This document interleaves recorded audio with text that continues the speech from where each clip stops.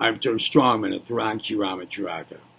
Thank you for selecting this video on at what point does just faking it and putting on a show turn into actually doing the real thing. Before I continue, while you're subscribing to the channel, activate the notification bell feature if you haven't done those already. Now's a good time. Share the joy of the channel, starting with giving this video a thumb up. And comment courteously down there. Below the video. Jeez. Now, to continue. All right, so let me just...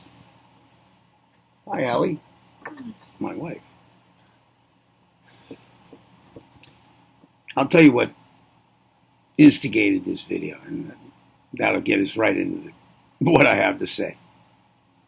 All right, so I was looking at some drummers, you know, like drummers, tap, tap, tap, tap, tap, tap, tap, tap.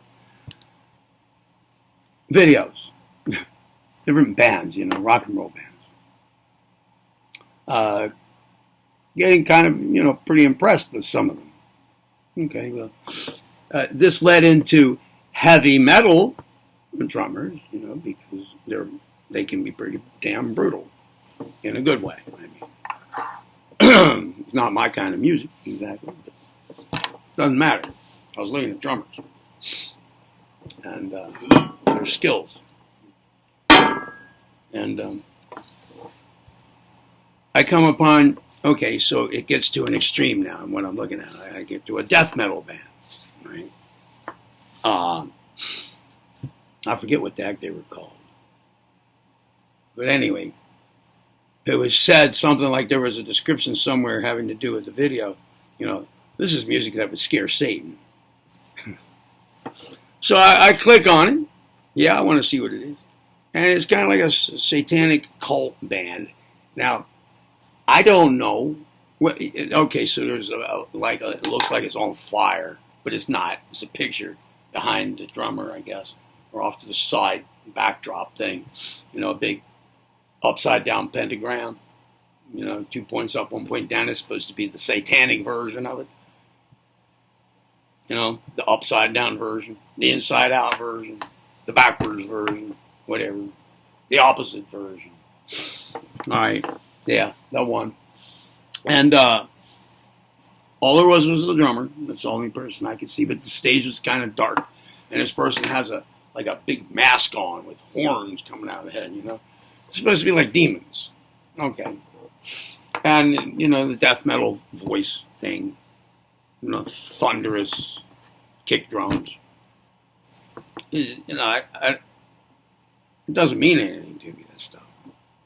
I don't understand what the hell they're saying. And to me, all death metal music sounds alike.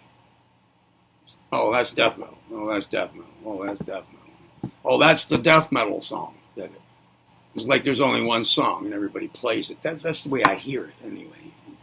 Anyway, but my point is, excuse me, just got over the flu. My point is, I don't know whether these people were being real or if this is just a show. And they have no interest in such things outside, you know, off stage. I don't know. But I want to ask you a question. Anything like this. I was just picking the drummer thing as an example because I've made videos like this before, actually, you know, but for slightly different angles on it.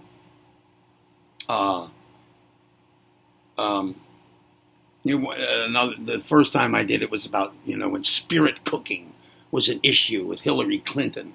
Spirit cooking. Oh, it's just performance art. Well, listen. I wanted to know what it was like to be homeless early in my life. In New York City. I was in my early to mid-20s. I just kind of I figured I'll act like I'm homeless for a little while. Try it out. See what it's like. You know, I want to know what homeless people are going through. So, you know, I wasn't homeless. But next thing you know, I gave up my apartment. I didn't have an apartment.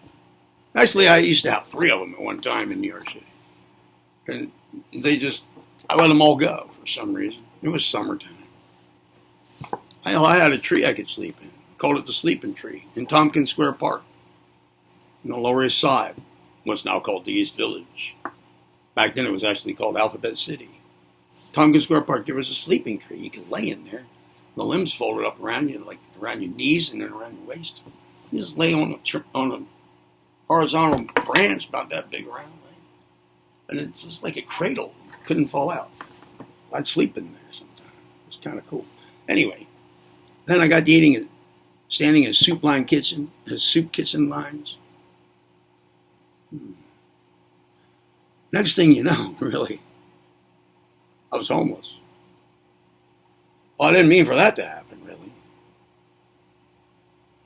Well, then that's when I understood what it's like to be homeless. I didn't have ID anymore. I think I threw it away. Like that was one of the last steps. Well, I really wanted. These people don't have ID cards. They can't get this. They can't get that. They don't have ID. It's like nobody knows who the hell they are, and some like it like that. Just real incognito in the world, right there in the middle of this big city. I thought, well, okay, I get rid of my ID card, and it occurs to me, I'm homeless. I was faking it for a while, you see. But then the faking it stopped. I crossed the line. I didn't know exactly at what moment I crossed it. So what about this performance art shit? Right? What about being audience to it? What about creating ideas for it? What about involvement with it at all? I mean, really? It's just a show? Really? If you get a Ouija board and Milton Bradley, the game company, calls it a game, which it used to be called when it first came out, like Milton Bradley, years ago, the Ouija board. It was a game. It was for kids, ages 7 through 16 or whatever it was, or 13 plus. Just, it's in the toy shops where the board games are, right next to Parcheesi and Stratego. Oh, Ouija board. So you're just faking it?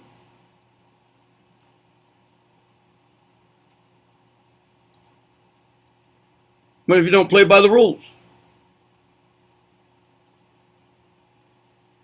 Things have happened to people.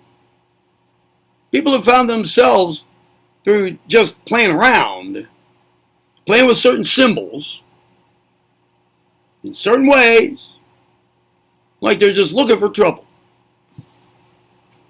But they don't mean to be. Or maybe they are when they're too stupid to know they ought to just leave the hell alone. They're looking through windows and walking through doors that perhaps should be just passed by. Just faking it. Just putting on a show. Just using it to make money. At what point does the line get crossed? It was just for show. At all. Ever. Just because it's there and it's popular, does that mean it's a healthy engagement for you? Does it?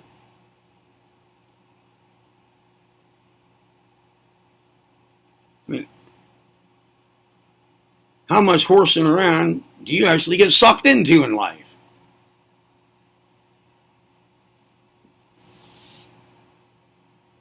Just because, let's say people engage in certain of these behaviors, right? Certain of this kind of performance. Especially the people who are doing the act, right? Doing the show. Over and over and over. You think there might be some point at which that thinking that is in the performance becomes their general way of thinking, if it's something they constantly are doing with intensity and making money, if any, really, trying to, when does that saturate their minds? When is it more than 50% of their mental content has to do with that? Somewhere, at least on the back burners, all the damn time, even in their sleep. What happened to that person? What do you think? What's happening to the person?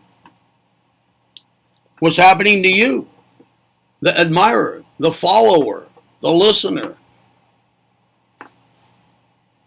the person who has interest in it, listens to it a lot.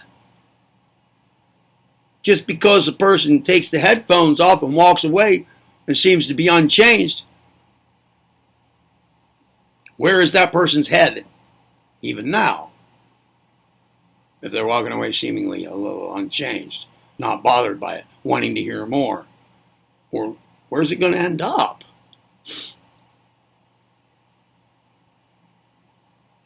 Sounds and consciousness go hand in hand with one another.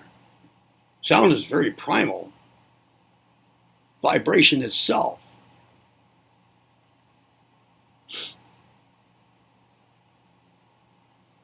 No effect on consciousness? No effect?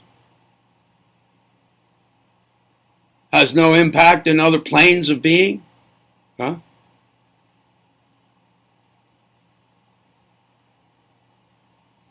Thoughts of a kind don't flock together?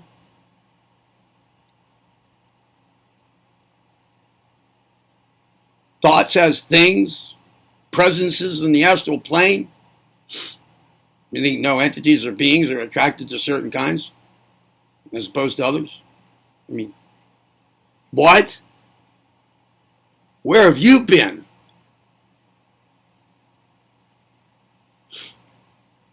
Think more about it. For certain doors, it should be just passed by.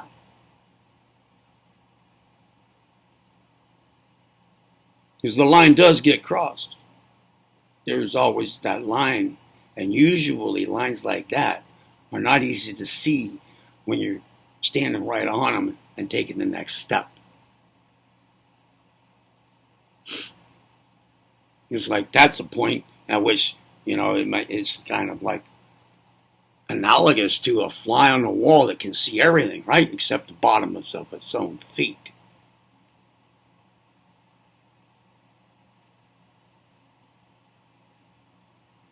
So what do you think?